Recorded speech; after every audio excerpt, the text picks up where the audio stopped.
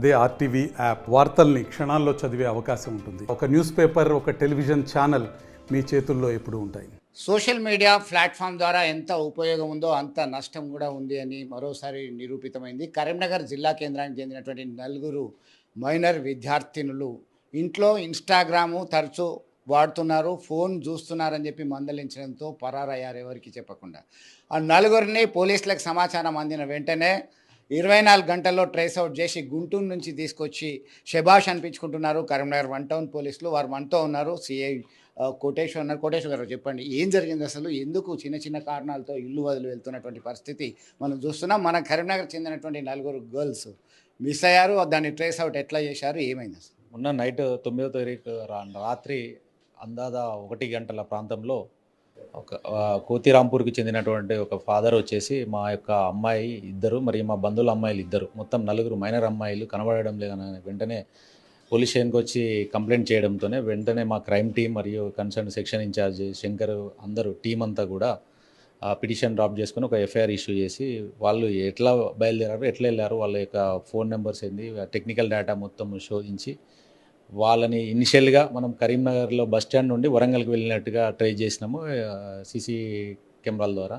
అట్లా ఫాలో అవుతూ వెంటనే మా ఒక వెహికల్ తీసుకొని మా యొక్క క్రైమ్ టీం బషీర్ మరియు కుమార్ వీళ్ళిద్దరూ ప్లస్ ఇంకా మిగిలిన సిబ్బంది కూడా ఒక స్పెషల్ టీమ్గా ఫామ్ చేసి వెళ్ళడంతో వాళ్ళని ట్రాక్ చేయడంతో వాళ్ళు గుంటూరులో ఉన్నట్టుగా తేలింది. గుంటూరు రైల్వే స్టేషన్ దగ్గరలో ఉన్నట్టుగా తేలడంతో అక్కడ పోలీస్ వాళ్ళకి మరియు అక్కడ వాళ్ళని ఇన్ఫామ్ చేస్తూనే వాళ్ళని అక్కడ స్టాప్ చేయించేసి మా యొక్క సిబ్బంది అక్కడికి వెళ్ళి వాళ్ళని క్యాచ్ చేయడం జరిగింది.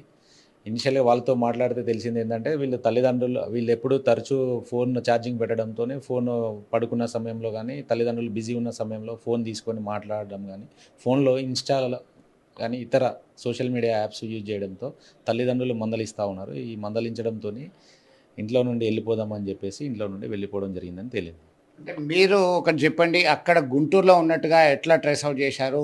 24 అవర్స్లో ఎంతమంది బృందం వీళ్ళని ట్రేస్ అవుట్ చేయడం జరిగింది? మా యొక్క 3 సిబ్బంది బృందం ఒకటి స్పెషల్గా ఫామ్ చేసి పంపించినాము గుంటూరుకి. టెక్నికల్ ఎవిడెన్స్ ద్వారా ట్రాక్ చేయడం జరిగింది వాళ్ళని. దాంతోనే మేము వాళ్ళని పట్టుకోవడం జరిగింది. అంటే వాళ్ళ పేరెంట్స్కి మీరు అప్పగించారా ఇప్పుడు త్రూ కోర్ట్?